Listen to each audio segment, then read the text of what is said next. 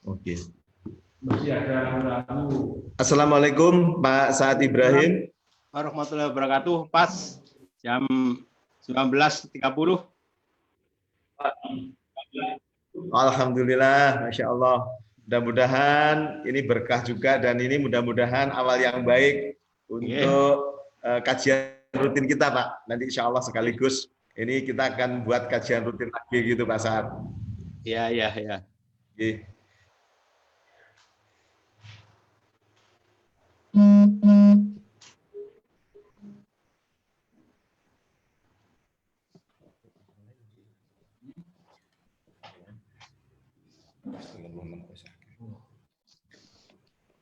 Pak Saad, boleh saya mulai supaya ini juga belajar kita tepat waktu begitu? Ya, monggo. Begitu, okay?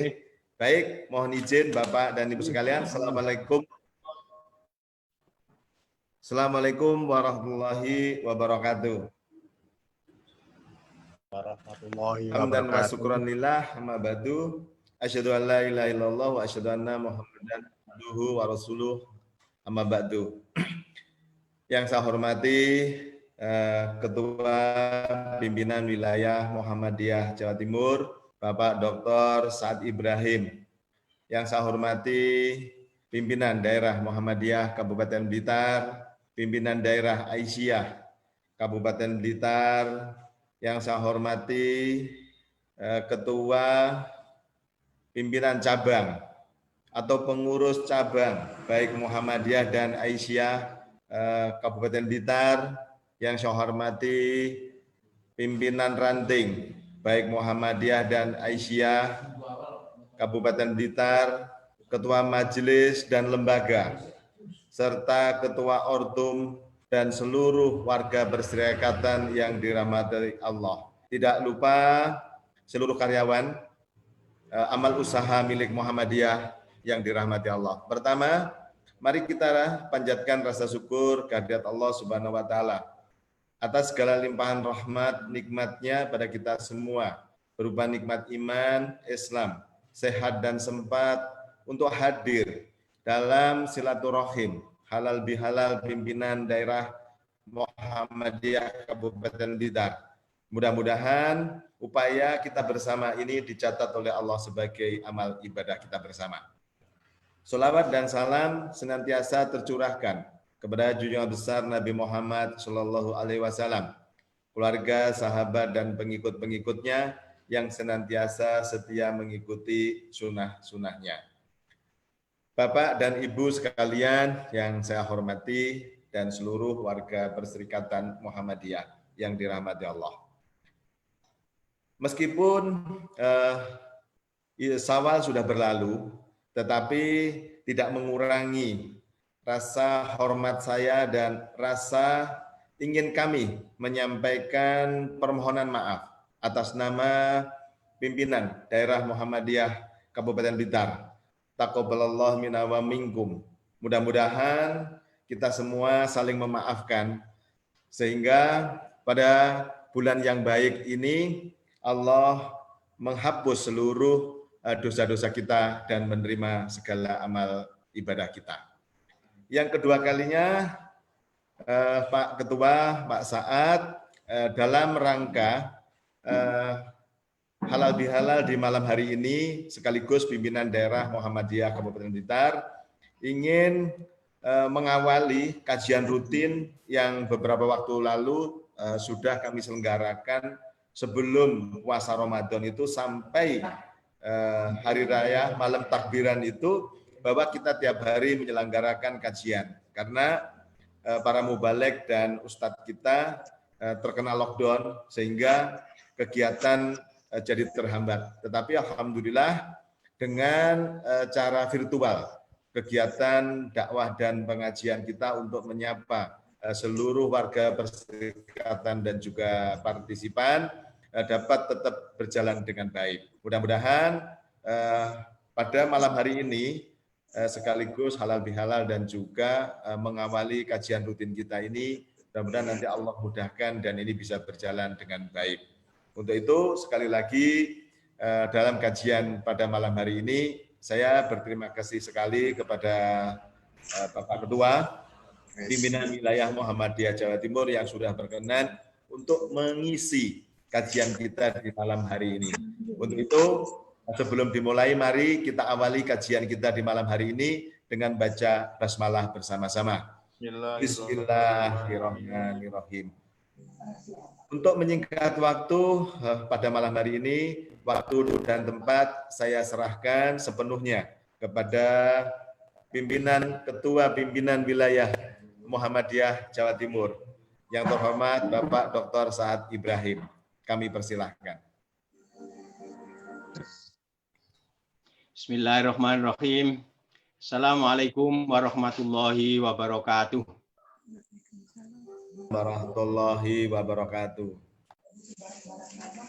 Alhamdulillah alladzi ja'ala silatar rahimi wasilatan min wasaili dukhulil jannah kama ja'alaha wasilatan min wasaili bastir rizki wal barakah wa tatwilil umuri biiznillah.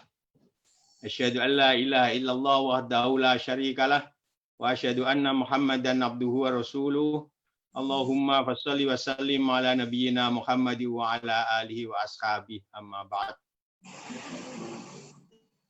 Ketua Pimpinan Daerah Muhammadiyah Kabupaten Blitar, Pak Hidayat dan teman-teman, Ketua Pimpinan Aisyah Kabupaten Blitar, Ketua Cabang baik Muhammadiyah Aisyah dan jajaran, warga Muhammadiyah, warga Aisyah seluruhnya.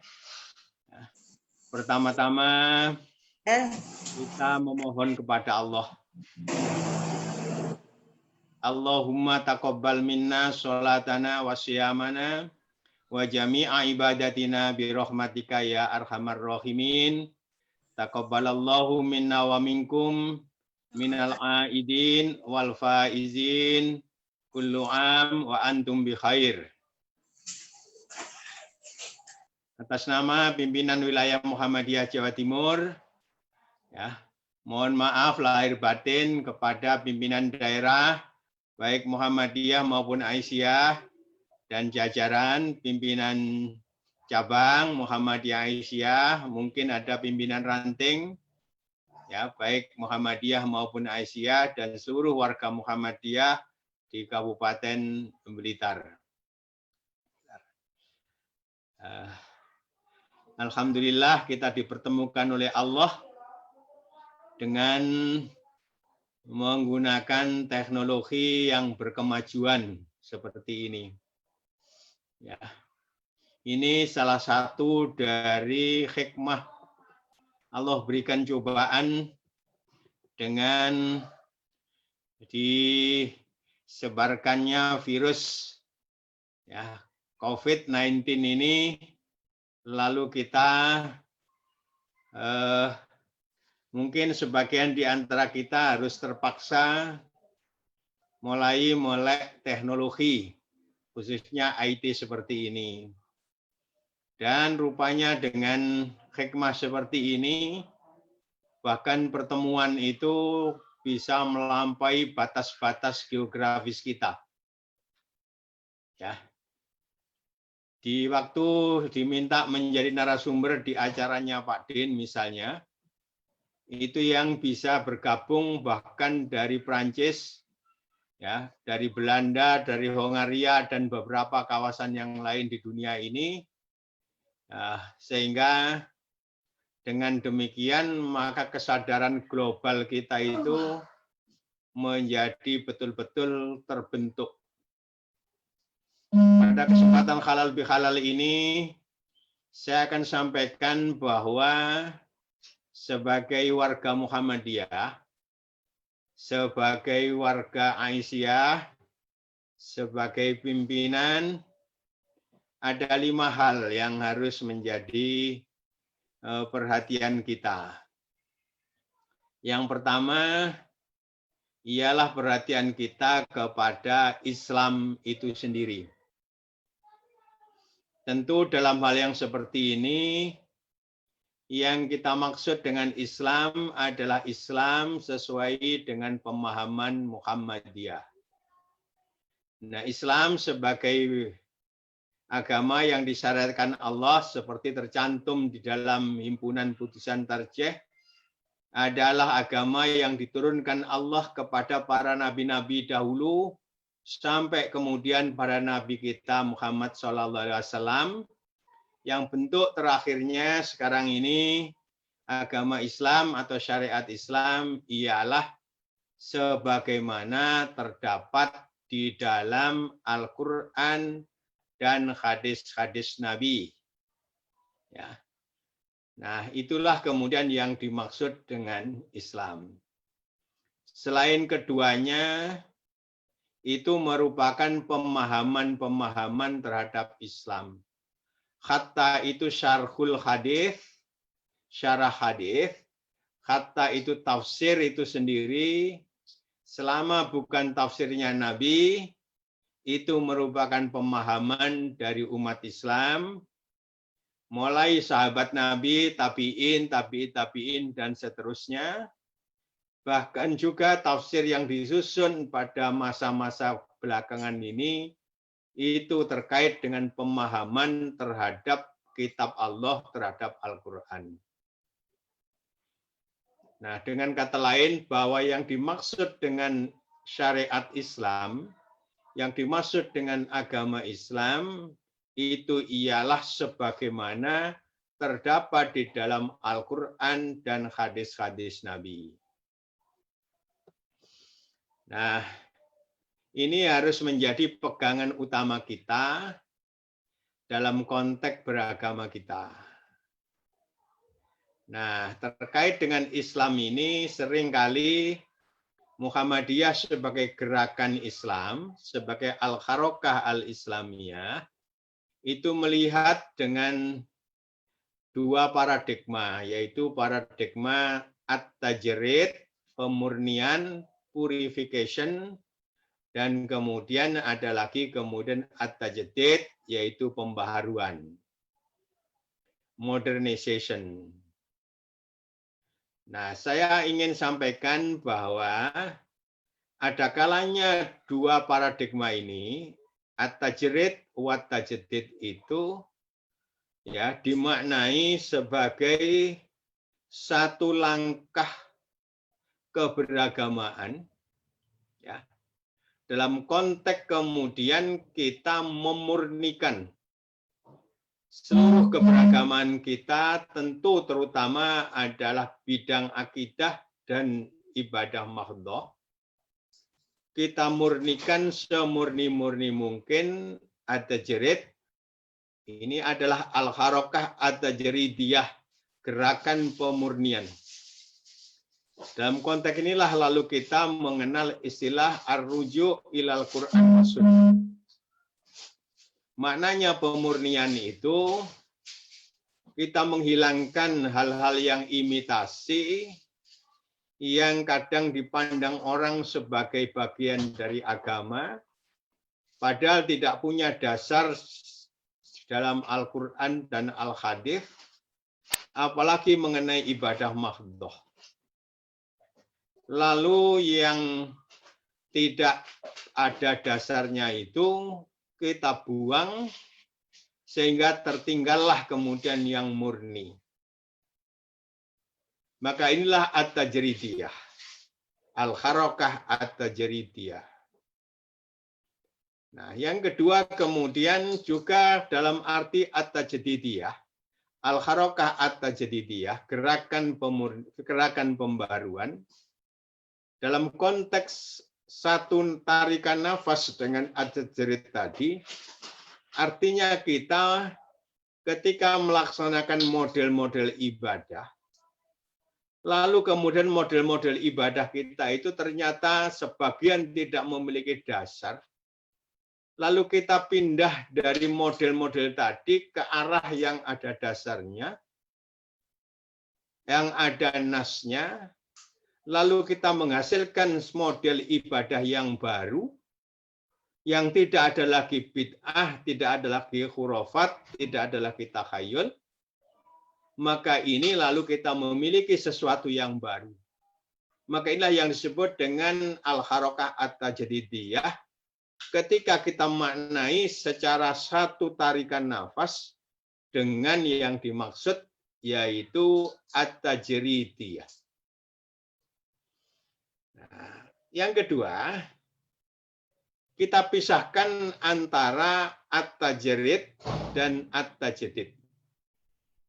Yang at-tajridnya itu atau pemurnian itu menggunakan konsep ar-ruju' ilal Qur'an was sunnah.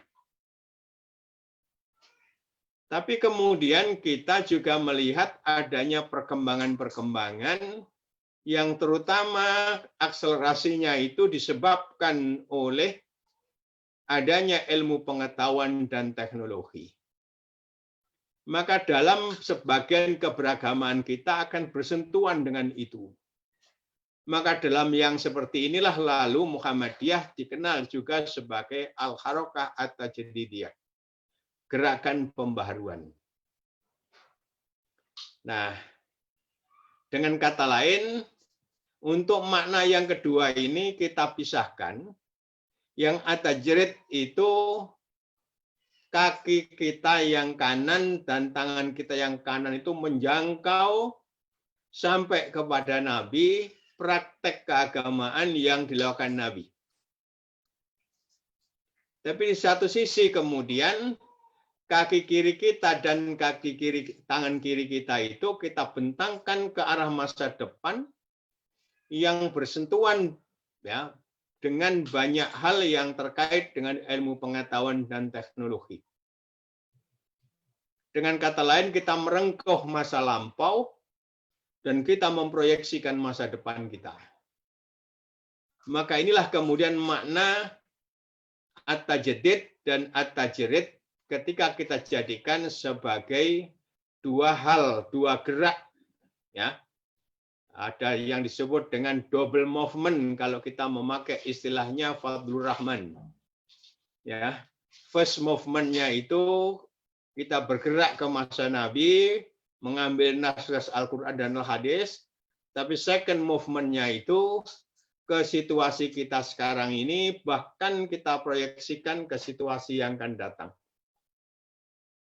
Maka dengan demikian, Muhammadiyah adalah di satu sisi mengikuti fahamnya orang-orang yang salaf, bahkan yang paling salaf. Karena kalau kita memahami mengenai gerakan salafiyah itu ya, misalnya, maka yang dimaksud dengan salaf itu ialah mereka yang hidup pada masa awal Islam itu sampai masuk ke abad ketiga Hijriah. Ulama-ulamanya disebut dengan al-ulama al-mutaqaddimun.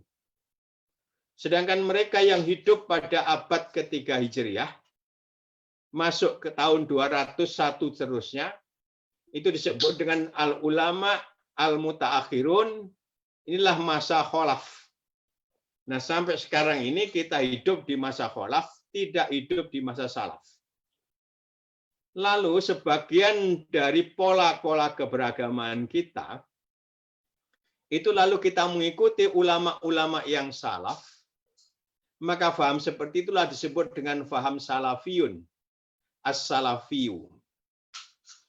Nah, tadi saya katakan bahwa al-ulama al-mutaqaddimun itu mereka yang hidup sejak masa awal Islam sampai abad ketiga Hijriah. Imam Syafi'i lahir tahun 150, meninggal tahun 204. Berarti beliau adalah minal ulama al-mutaqaddimin, tapi juga sekaligus minal ulama ya al-mutaakhirin. Karena mengalami masa abad ketiga Hijriah itu.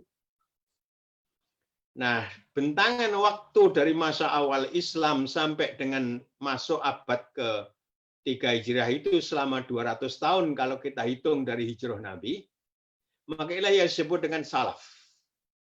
Dan Muhammadiyah dari bentangan waktu yang begitu panjang itu, lalu mengambil yang paling dekat pada masa-masa awal itu, yaitu ngikuti Nabi. sholat taraweh yang 11 rakaat maupun yang 23 rakaat itu sama-sama salaf. Tapi Muhammadiyah mengambil yang lebih salaf, aslafus salaf, ya.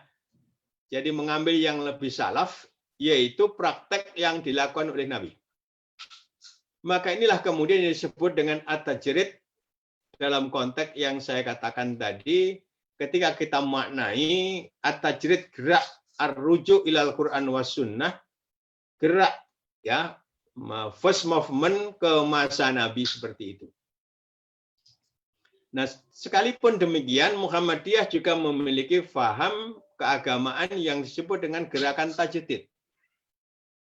Maka sekali lagi, misalnya dalam hal penentuan awal bulan Qamariyah, Muhammadiyah tidak lagi menggunakan mengikuti yang salaf.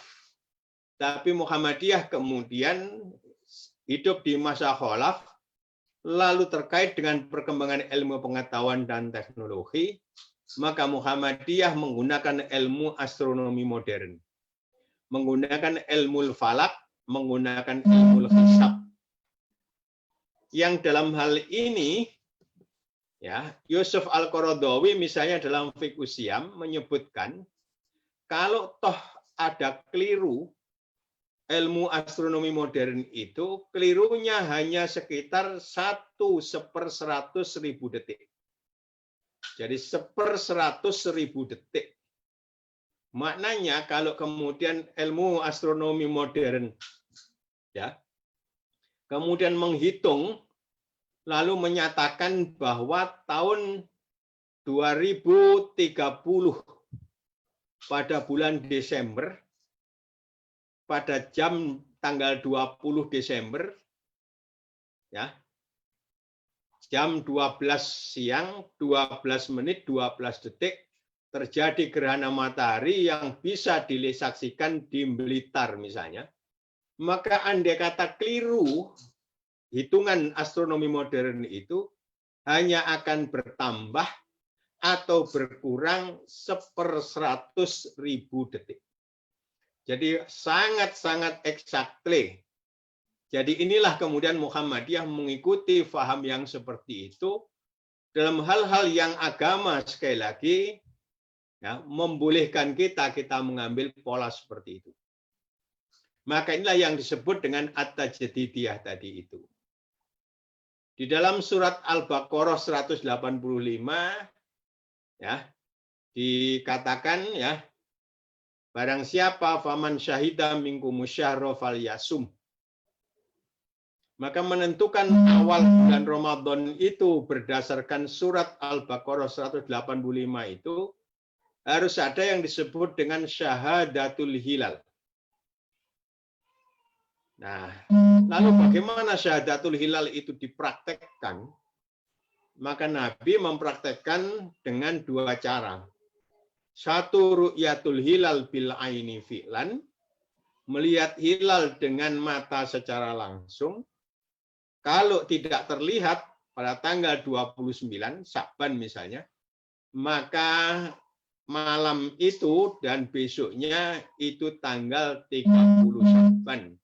Sehingga belum Ramadan. Nah, inilah kemudian yang disebut dengan istiqmalul iddah. Jadi wadah besar yang namanya syahadatul hilal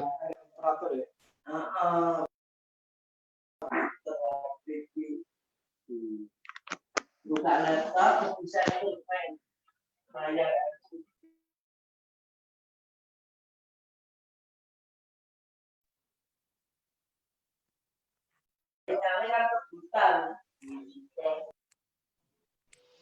Jadi wadah besar yang disebut dengan syahadatul hilal itu gambar Bapak ngasar kene. ada suara-suara ya. Ada suara-suara. Bapak Pak Amirul mohon yang lain bisa di unmute ya. supaya bisa berjalan baik. Baik, saya teruskan ya. Jadi wadah besar namanya syahadatul hilal itu disebut dengan jinsu tasarrufati syara. Ya, genus tindakan syara. Lalu rinciannya itu disebut dengan nau atau macam. Nah, wadah besar syahadatul hilal itu lalu macamnya ada dua, ialah ru'yatul hilal bil aini fi'lan, kalau tidak bisa lalu dilakukan istikmalul iddah. Maka inilah yang mansus berdasarkan nas. Nah, di kemudian hari kemudian orang menemukan teropong. Ya, sesudah masa-masa awal-awal Islam, sesudah masa-masa jauh sesudah itu, pada masa-masa kita lah gampangnya. Orang menemukan teropong, lalu dengan teropong itu ya digunakan untuk melihat hilal. Dilihat dengan mata secara langsung tidak terlihat. Kalau mengikuti masa Nabi, berarti malam itu masih belum ada hilal, belum tanggal baru. Ya. Nah, tapi kemudian digunakan teropong lalu terlihat, sehingga implikasinya juga menjadi beda. Dan menggunakan teropong ini dalam ilmu ushul fikih didasarkan pada kias aulawi. Pakai mata saja boleh, apalagi pakai teropong. Tapi ini tidak mansus. Ini dinisbatkan kepada nas, nah, dinisbatkan. Tidak ada nasnya sendiri. Maka penisbatannya itu melalui manhaj yang namanya kias, dalam hal ini kias aulawi. Kemudian ya, Muhammadiyah tidak menggunakan semuanya tadi itu. Tapi Muhammadiyah lalu menggunakan hitungan ilmu hisab, ilmu astronomi. Dan Muhammadiyah konsisten. Sholat juga menggunakan ilmu hisab. Waktunya ya. Tidak lagi melihat bayang-bayang benda. Lebih panjang atau lebih pendek dan lain sebagainya. Yang itu berdasarkan nas. Jadi tidak menggunakan itu. Ada gerhana pun juga pakai hitungannya, hitungan pakai sekali lagi tadi itu pakai ilmu astronomi. Nah, sehingga inilah Muhammadiyah. Nah, sebagian di antara kaum muslimin ada yang bersikukuh menggunakan apa yang dilakukan Nabi, yaitu dengan ru'yatul hilal bila aini filan, kalau tidak bisa istikmalul iddah. Tapi untuk waktu sholat tidak lagi menggunakan model pada masa Nabi. Gerhana juga tidak lalu menggunakan model masa Nabi dengan ru'yah itu, tapi kemudian sekali lagi dengan hitungan-hitungan itu. Bahkan juga membuat almanak 1 tahun penuh. Maka itu sekali lagi Muhammadiyah konsisten dalam hal ini, mengikuti perkembangan ilmu pengetahuan dan teknologi. Inilah yang disebut dengan tajdid, ya, dalam konteks pemahaman Muhammadiyah. Jadi Muhammadiyah satu sisi sangat salafi, tapi sisi yang lain juga sangat kholafi. Nah, sehingga kemudian sekali lagi inilah Muhammadiyah. Nah, saya teruskan. Yang pertama tadi kita harus mendasarkan seluruh ya hidup kita ini berdasarkan al-Islam tadi itu ya dengan dua model tadi itu at-tajdid, at-tajrid wa tajdid. Inilah paham Muhammadiyah. Yang kedua kemudian sesudah Islam itu lalu yang kedua ialah ilmu pengetahuan. Nah, Muhammadiyah sekali lagi ya sangat mengapresiasi, menghargai ilmu pengetahuan. Ya. Nah, sekali lagi dan Al-Qur'an sendiri juga sekali lagi mengakomodasi ilmu pengetahuan. Nabi Adam dilebihkan dari malaikat karena diberi ilmu yang lebih oleh Allah. Wa 'allama Adamal asma'a kullaha misalnya. Innama yakhsyallaha min ibadil ulama. La yastawil ladzina ya'lamuna wal ladzina la ya'lamun. Innama yatadzakkaru ulul albab. Yarfa'illahu alladzina amanu minkum wal ladzina utul ilma darajat. Ya. Wa qala alladzi indahu ilmu minal kitab ana atika bi qabla ayyartata ilaika tarfu. lalu Iqra bismi rabbikal ladzi khalaq, dan lain sebagainya, dan lain sebagainya. Jadi karena itu sekali lagi maka inilah kemudian ya kita di Muhammadiyah pertama menjunjung tinggi al-Islam ya binadhari dengan cara pandang Muhammadiyah. Yang kedua kemudian kita sekali lagi tunduk kepada ilmu pengetahuan, menggunakan ya ilmu pengetahuan itu. Karena apa? Karena sekali lagi ilmu itu Allah yang memberikan.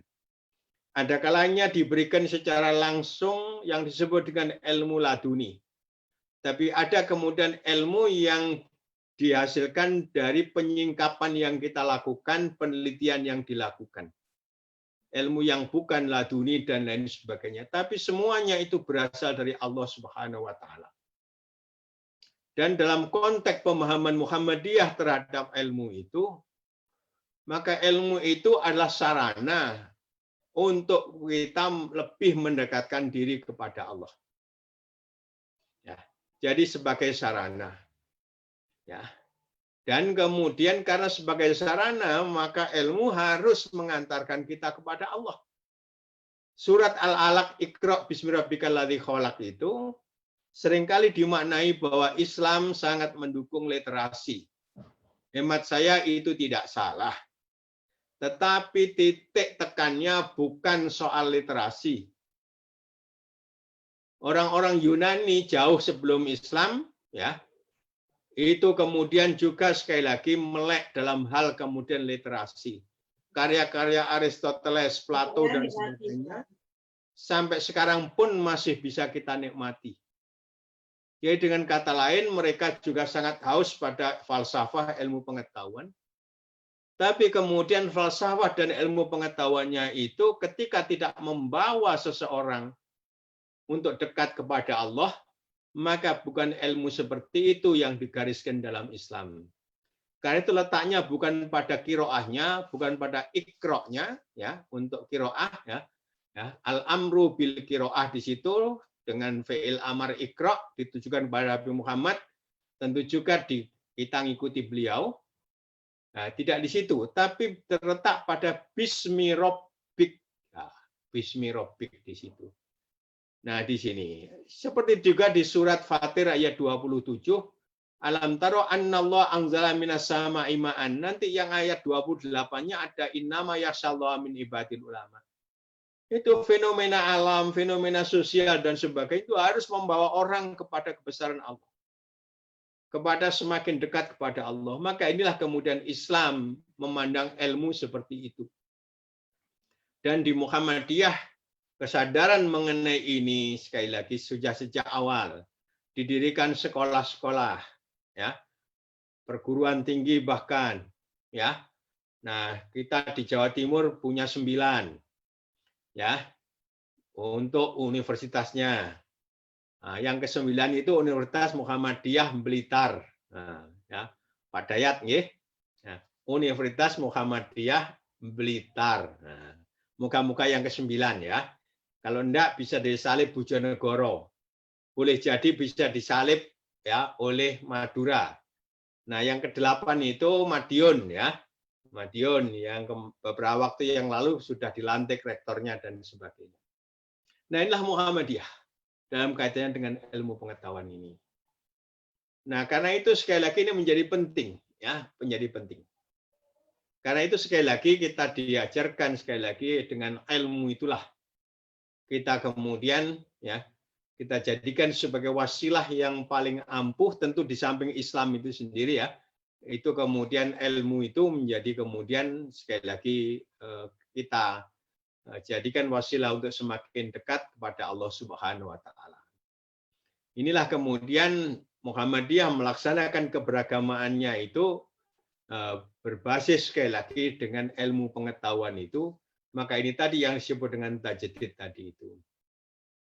Yang ketiga, ya, itu terkait dengan yang harus kita fokus memperhatikan dalam bermuhammadiyah itu.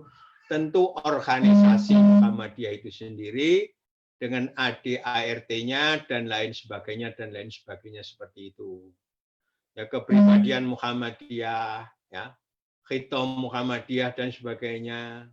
Nah, jadi yang di situ, di mana Muhammadiyah beramar ma'ruf nahi mungkar dan lain sebagainya, maka di situ, ya, nah, di sini Muhammadiyah berpikir kalau tujuan bisa dicapai dengan cara sekali lagi tidak melibatkan orang banyak, maka tidak perlu ada demo. Nah, jadi kalau kemudian dengan pendekatan-pendekatan yang sifatnya silent, tapi kemudian hasilnya nyata, maka inilah model ya di Muhammadiyah. Dulu ketika ngambil studi di Jakarta, salah seorang dosen kami itu namanya Pak Munawir Sadali. Beliau Menteri Agama dan beliau dipercaya oleh Presiden menjadi Menteri Agama 2 periode. Nah, saya mendapatkan penjelasan dari beliau secara langsung bahwa ketika awal menjadi Menteri Agama di periode yang pertama itu, Pak AR itu kemudian silaturahim. Waktu itu Pak AR tentu sebagai Ketua Umum Pimpinan Pusat Muhammadiyah.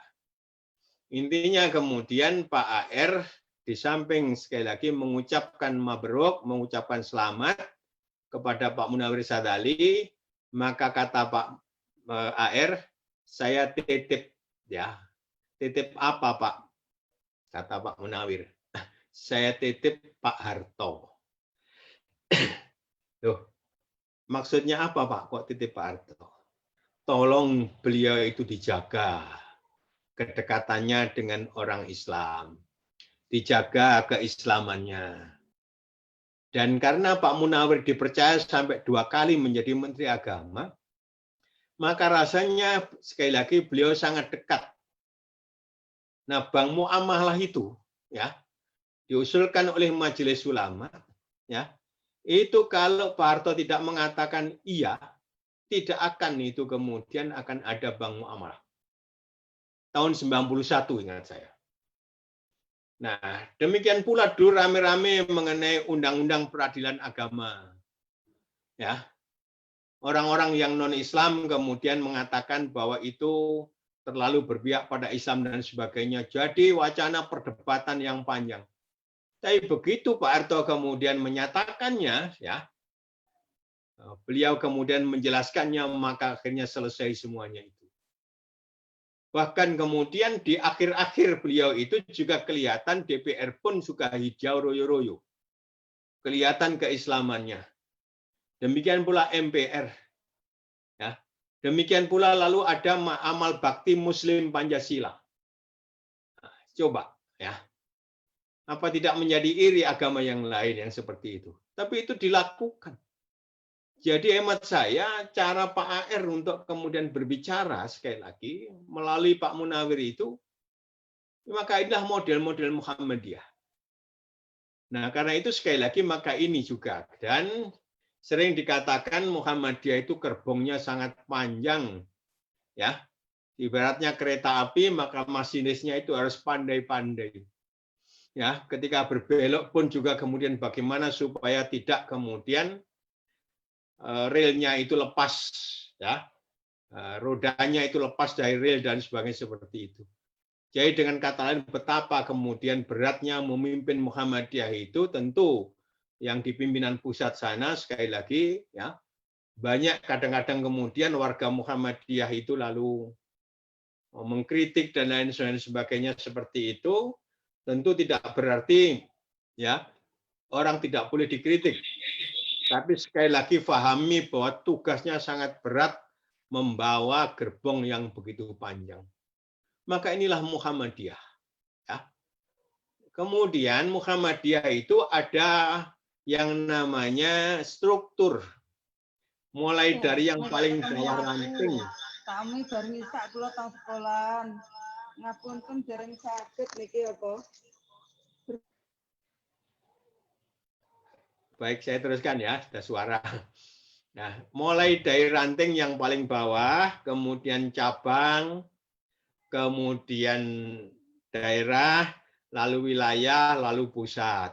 Nah, orang-orang yang duduk di struktural ini selalu saya sampaikan sudah selayaknya menjadi Muhammadiyah sudah 24 karat, tidak kurang. Dan juga kemudian memahami akan struktur. Yang namanya pimpinan wilayah itu adalah kepanjangan dari pimpinan pusat. Jadi kebijakan-kebijakan pimpinan pusat itu, maka pimpinan wilayahlah yang mengamankan dan yang menjaga.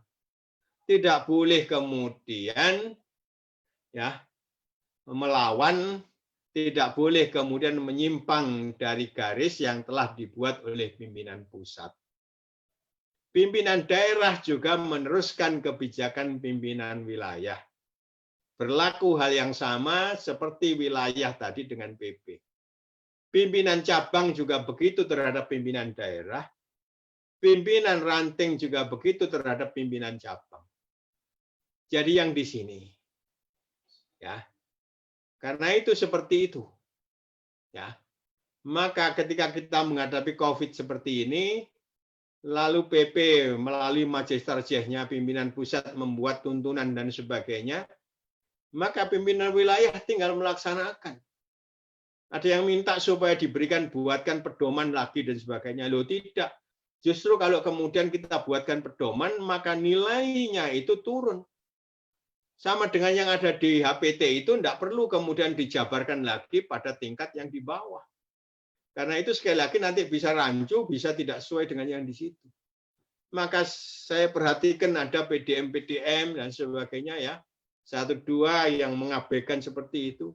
Sebenarnya sekali lagi kebijakan PWM saja tidak boleh disimpangkan, apalagi itu dari PP. Lalu ini menjadi catatan ya, catatan. Jadi yang di situ.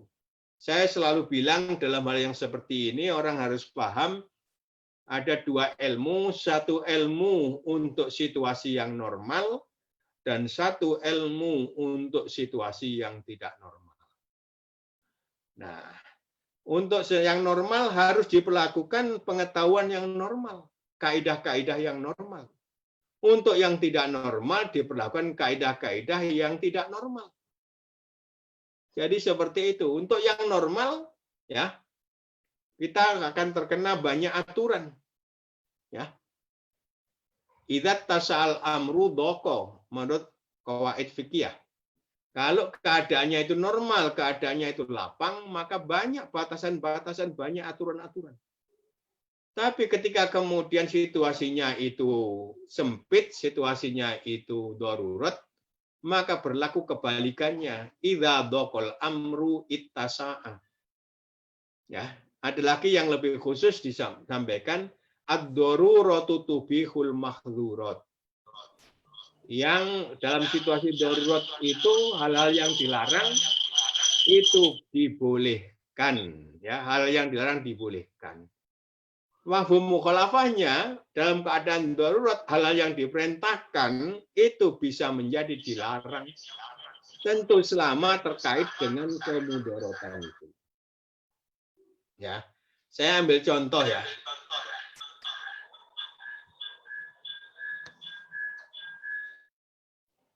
Saya ambil contoh ya.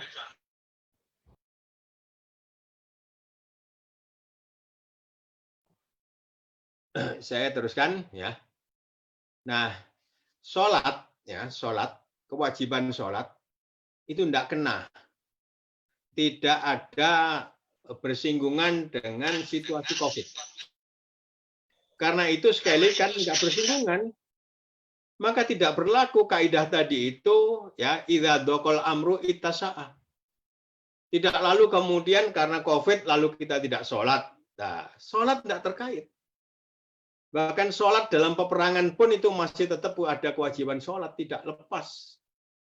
Ya, nah di situ. Nah, baru yang berhubungan dengan COVID-19 itu kalau kita kumpul-kumpul, apalagi tidak ada fisik distancing, ya, atau kemudian social distancing dan sebagainya seperti itu yang terkait. Ya, jadi yang seperti itu. Sehingga inilah kemudian Muhammadiyah memahami dalam konteks ini, kita ini ada struktur yang kemudian kita harus kemudian memahami dalam bermuhammadiyah itu. Ya. Nah, yang berikutnya lagi di Muhammadiyah itu ada amal-amal usaha. Nah, amal-amal usaha itu mulai dari sekolah, perguruan tinggi, panti asuhan, pondok pesantren, ya, rumah sakit, perguruan tinggi, dan lain sebagainya, itu amal usaha Muhammadiyah. Nah, yang di amal-amal usaha Muhammadiyah itu tidak harus kemudian yang ada di situ itu 24 karat Muhammadiyahnya. Ya. Bahkan boleh jadi ketika kita memerlukan seorang dokter spesialis, kita tidak punya, lalu kita menghadirkan orang lain yang bukan Muhammadiyah. Ya, ketika kemudian di Muhammadiyah tidak ada. Nah, tapi kemudian ketika sudah bekerja di amal usaha Muhammadiyah, maka kemudian ya harus ada upaya untuk menjadi Muhammadiyah, untuk kemudian naik ya karatnya tadi itu, ya. Jadi yang seperti itu. Maka yang di struktural punya kewajiban. Bagaimana yang di amal usaha itu semakin hari semakin menjadi warga Muhammadiyah ya yang lahir batin. Nah, gitu ya. Jadi di situ. Nah, kemudian yang di amal-amal usaha itu prinsipnya ialah tentu prinsip Islam. Yang pertama ya ada saintifiknya atau kemudian profesional dan sebagainya seperti itu. Maka selalu saya bilang ya, kalau Muhammadiyah bisa sekali lagi menggaji direktur rumah sakit itu tinggi, maka itu bagus ya. Bagus dan karena profesional ya. Adapun direktur rumah sakitnya lalu mengatakan, Pak, kalau digaji begitu tinggi, maka amal saya untuk melalui Muhammadiyah apa? Nah, itu urusan yang bersangkutan. Ya. Jadi di situ. Nah, tentu awalnya biasanya amal-amal usaha itu kita kadang-kadang urunan. Kadang-kadang yang di struktural itu menggadaikan, ya, menaruh surat sertifikatnya di bank untuk dapat sekali lagi dana untuk pengembangan atau untuk mendirikan dan sebagainya. Tapi ketika sudah besar sekali lagi yang seperti itu, maka kemudian harus yang bekerja di dalamnya dihargai betul. Nah, ini yang di struktural, yang di amal usaha. Kalau yang struktural kemudian ada garis telah tegas bahwa kok kemudian diranting, yang di PP pun kemudian tidak ada, kemudian lalu harus diberikan HR sekian itu tiap bulan tidak ada, tidak boleh. Karena itulah kemudian namanya Muhammadiyah 24 karat di situ. Maka ini harus menjadi jiwa kita betul. Nah, kalau ingin mendapatkan gaji tiap bulan, ya bekerja di amal usaha Muhammadiyah. Nah, jadi yang seperti itu. Sehingga inilah kemudian garis kita di Muhammadiyah. Dan insya Allah, ya saya kira masing-masing kita ini punya pengalaman lah. Ya, ketika menjadikan Muhammadiyah ini sebagai wasilah kita untuk berjihad, maka insya Allah kita ditolong oleh Allah. Ya. Intan surullaha, jika kalian itu menolong Allah, yansurkum, maka Allah akan menolong kalian. Bahkan wayuthabbit aqdamakum, bahkan Allah akan mengokohkan ya posisi kita, akan mengokohkan ya, pandangan kita. Akan menguatkan iman kita, keyakinan kita. Dan saya kira sekali lagi disitulah kemudian kita mendapatkan ya kenikmatan lahir batin dalam ngurus Muhammadiyah itu, karena tadi itu kita nolong agama Allah melalui Muhammadiyah, maka Allah menolong kita. Maka ini adalah yang ketiga. Saya ulang, al-Islam, kemudian ilmu, lalu organisasi, ini Muhammadiyah ini. Kita perlu membaca ADART, kita perlu membaca kepribadian Muhammadiyah, khitoh Muhammadiyah, ya. Jadi yang seperti itu kita perlu. Ya, putusan-putusan majelis tarjih dan sebagainya itu semuanya, ya. Jadi di situ, ya, ada yang langganan suara Muhammadiyah, ada langganan matan dan sebagainya. Nah, saya minta yang di amal-amal usaha Muhammadiyah itu ya, di rumah sakit, di sekolah-sekolah, di taman kanak-kanak itu ada bacaan-bacaan di situ, ya. Ada buku, ada putusan majelis tarjih, taruh di situ, orang nunggu. Ya, mungkin sebagian menggunakan HP dan sebagainya. Mungkin ketika bosan lalu ada buku, ada majalah, Nah, seperti itu. Ya, isi dengan Suara Muhammadiyah, isi dengan Majalah Matan, ya. Nah, seperti itu. Nah, karena sekali lagi maka disitulah orang mengenal Muhammadiyah di situ. Maka sekali lagi ini saya minta untuk amal-amal usaha itu punya ya langganan mengenai itu tiap bulan dan kemudian ditaruh. Ya, jangan satu ya, apalagi rumah sakit besar, sekolah dan sebagainya jangan satu ya. Jadi di situ. Nah, termasuk kalau kemudian ya ada dokter yang belum terlalu Muhammadiyah, nah di mejanya kita siapkan Suara Muhammadiyah, kita siapkan Matan dan sebagainya, maka inilah bermuhammadiyah. Nah, demikian pula Muhammadiyah punya amal-amal usaha seperti ya kita umroh dan haji itu kita punya biro, nah, maka itu kemudian diutamakan. Maka inilah cara kita bermuhammadiyah. Ya, ini kita bermuhammadiyah. Yang keempat kemudian jangan lupa yaitu keindonesiaan, ya. Nah, keindonesiaan, ya. Kita ini orang Indonesia, nah, gitu ya. Kalau kita lebih kontekstualnya, PDM Blitar ya tentu juga memperhatikan ya local wisdom di Blitar itu dengan catatan itu betul-betul wisdom ya. Jadi itu betul-betul wisdom ya. Walaupun itu lokal tapi wisdom. Dan wisdom itu tentu juga tidak berlawanan dengan Muhammadiyah, tidak berlawanan dengan ilmu pengetahuan, tidak berlawanan dengan Islam. Jadi yang seperti itu ya.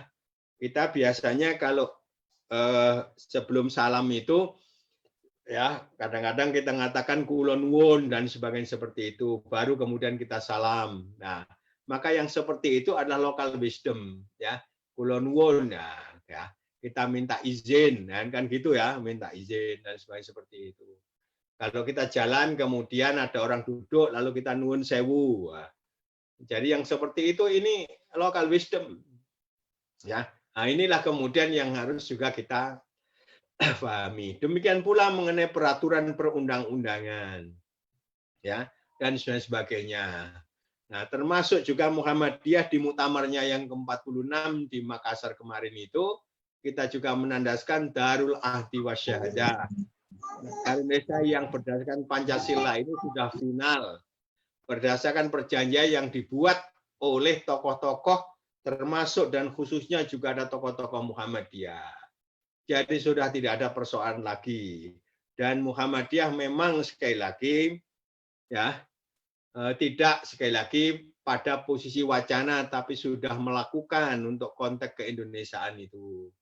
Ya, sudah wasyahadah itu, darul ahdinya sudah, kemudian wasyahadah itu sudah, sedang dan akan terus-menerus. Nah, darul ahdinya itu, al-ahdunya itu sudah terjadi pada masa-masa sebelum merdeka. Maka inilah kemudian kita menerima dengan keputusan kita di muktamar darul ahdi wasyahadah itu. Nah, jadi ada konteks keindonesiaannya itu juga menjadi bagian yang penting yang harus kita lihat dalam konteks ini. Nah, yang nomor 5-nya ini terkait dengan dunia internasional. COVID-19 ini dengan segala protap dan sebagainya itu yang merumuskan juga sudah bersifat global, sudah bersifat internasional, berbasis pada ilmu, khususnya ilmu kedokteran, dan kita kemudian juga mengikuti itu.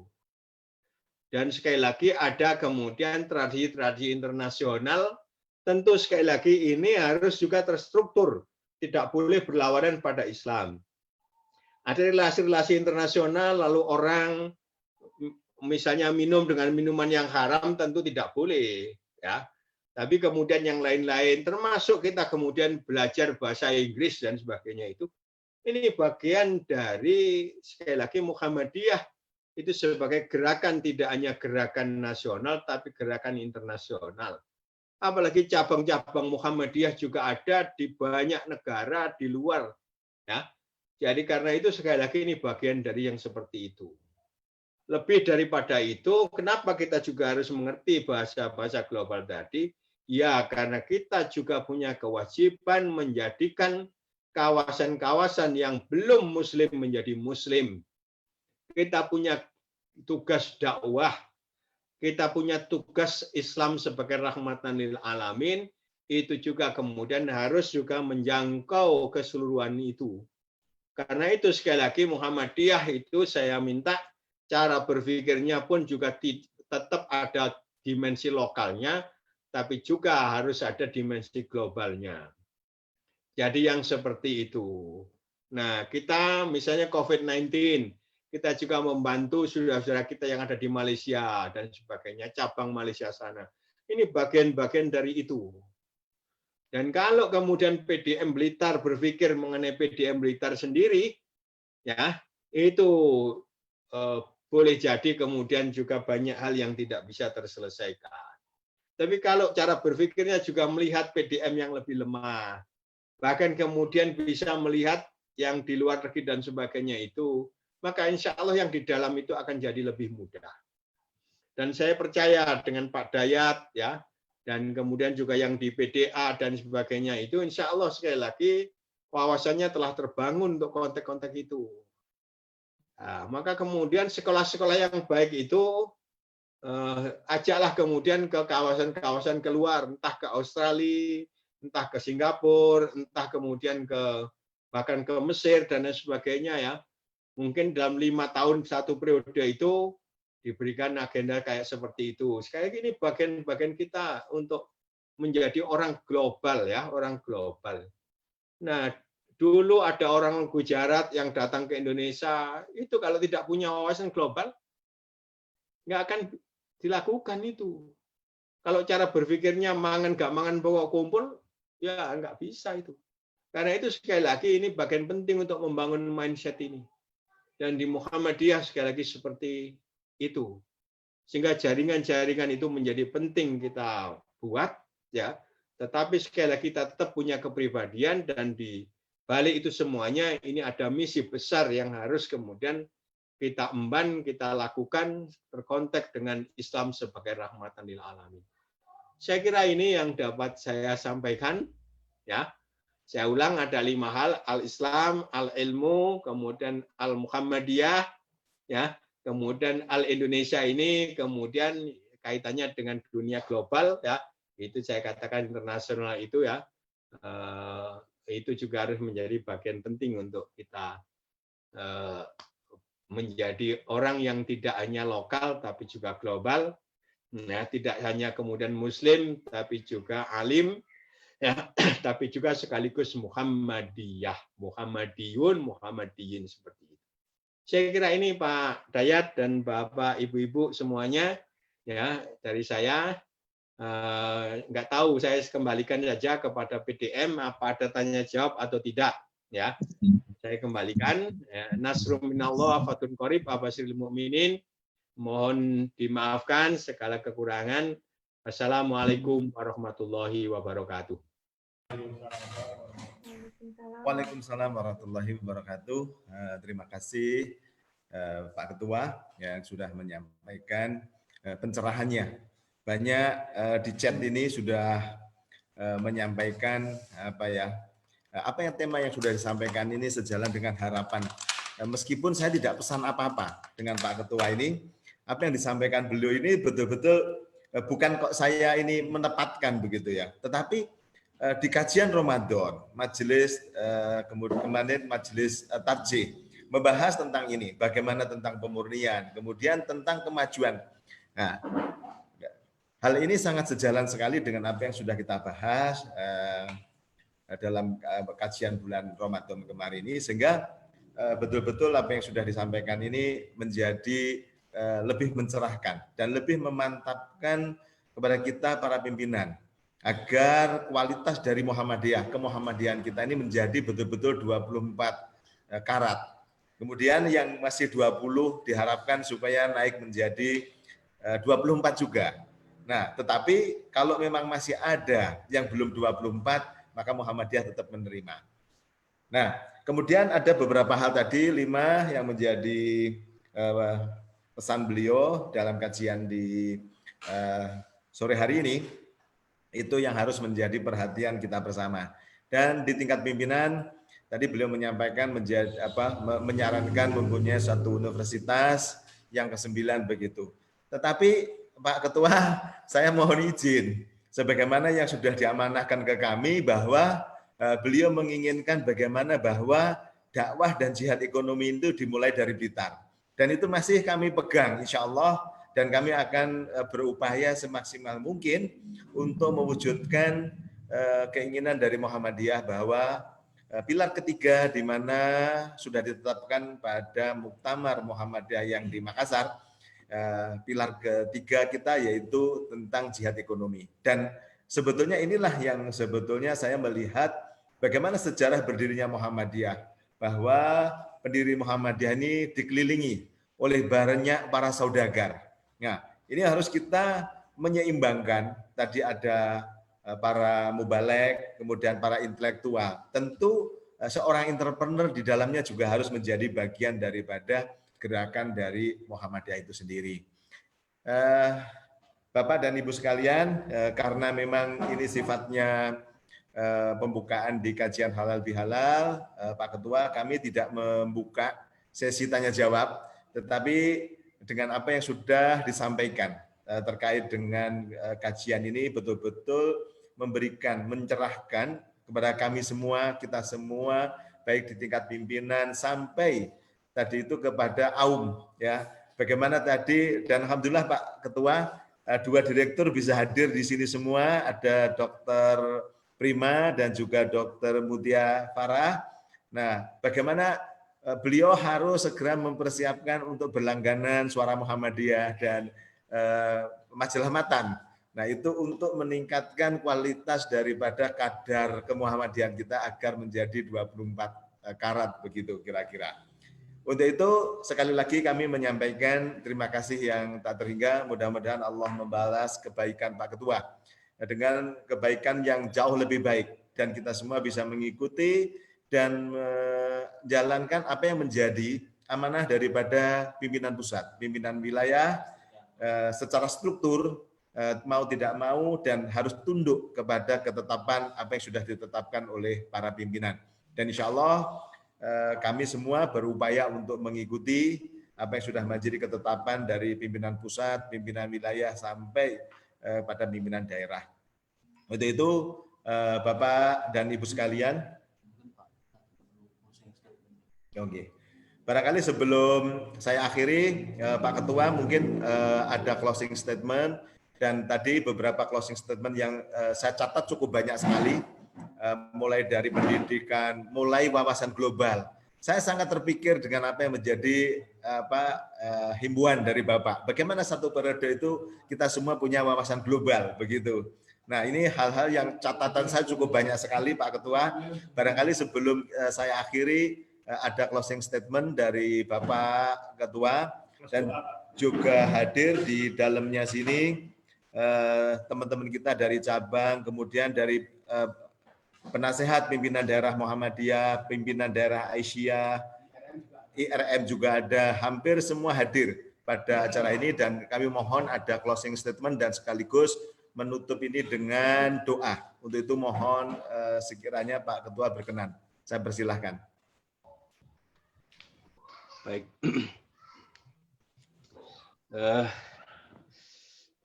Kita ini kadang-kadang tidak merasa bahwa kita menjadi Muslim itu anugerah yang besar. Ya.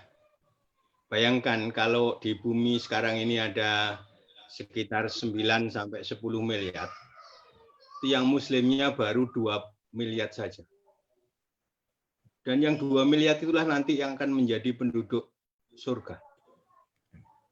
Maknanya sekali lagi, yang 8 miliar itu harus mencari, merangkak, dan sebagainya. Dan belum tentu juga mereka sadar untuk mencari.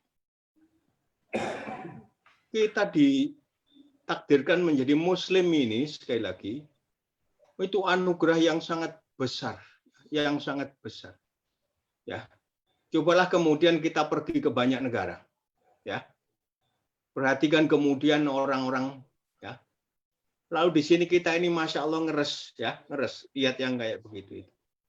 Walaupun misalnya mereka mendapatkan kebahagiaan yang luar biasa di dunia ini, tapi pasti nanti di akhirat nggak dapat apa-apa. Sementara kita ini sekali lagi itu. Lalu kita juga tidak sekedar Muslim, tapi insya Allah kita dijernihkan pandangan kita mengenai Islam itu. Dengan ar-rujuk ilal Quran was sunnah itu, ya, menjadi Muhammadiyah itu. Lalu kita sekali lagi juga begitu, ya, ditakdirkan oleh Allah menjadi orang di Muhammadiyah. Ada amal usaha yang begitu banyak dan sebagainya seperti itu. Dan ini besar, Bapak, ya, sangat besar. Ini anugerah dari Allah yang sangat luar biasa, ya. Kira-kira dalam COVID-19 ini kira-kira ada 1,25, ya, 125 maksud saya, 125 miliaran yang sudah disalurkan Muhammadiyah. Sebagian besar dari Muhammadiyah sendiri, sebagian dari Pemprov, dari Pemda mungkin, dari yang lain-lain, tapi itu Muhammadiyah. Jadi kita ini besar, ya. Karena itu hemat saya sekali lagi, ya.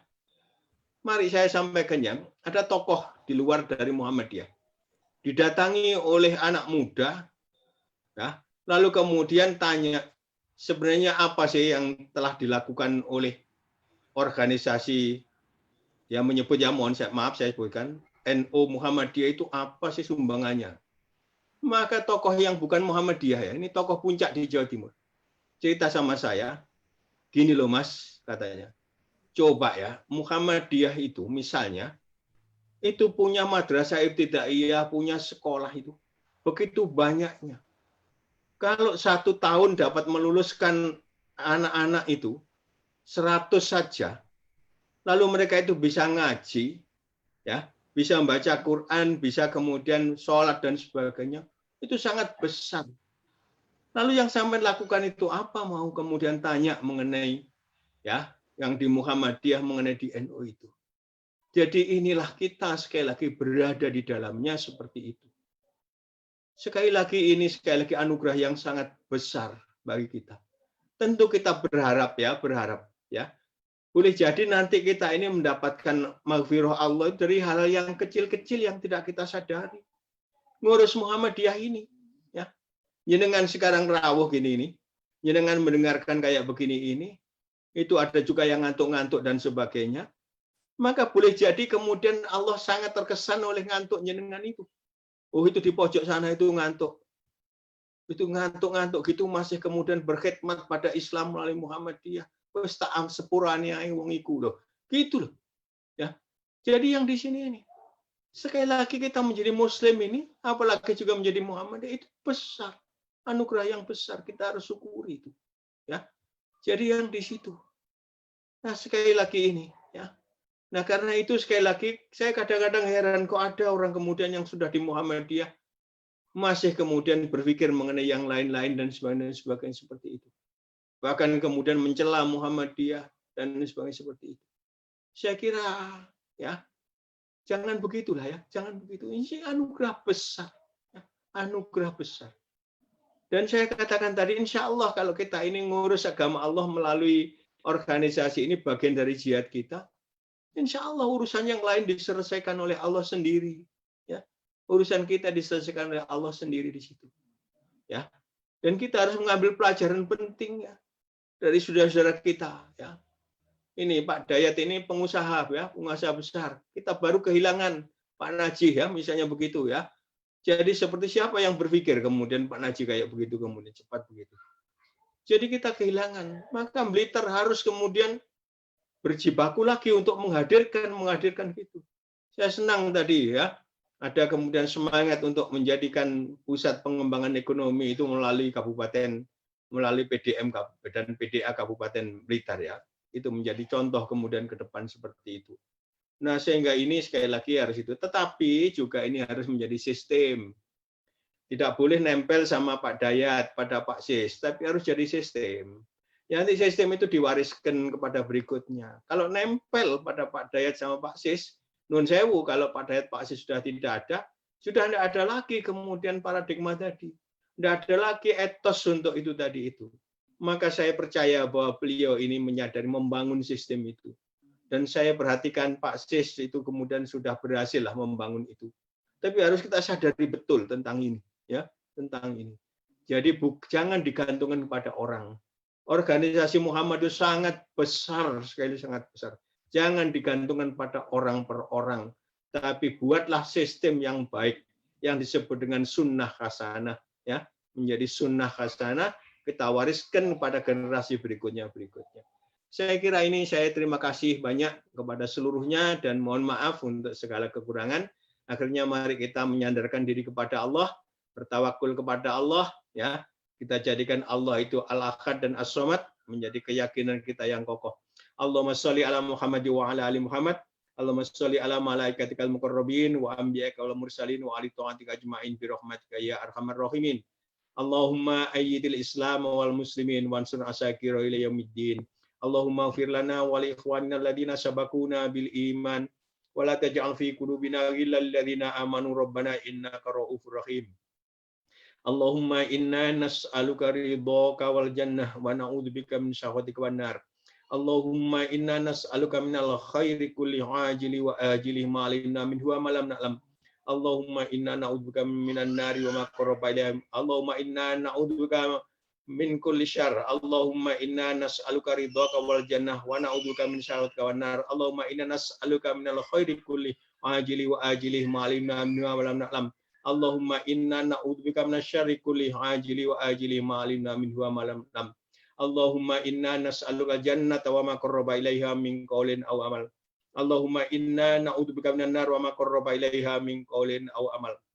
Allahumma aslih lana dinana alladzi wa ismatu amrina wa aslih lana dunyana allati fiha ma'ashuna wa aslih lana akhiratana allati ilaiha ma'aduna waj'al hayata jatan lana fi kulli khair waj'alil mauta rohatan lana min kulli syarr. Allahumma inna ala dzikrika wa syukrika wa husni ibadatik. Rabbana taqabbal minna sholatana wa siyamana wa jami'a ibadatina bi rahmatika ya arhamar rahimin.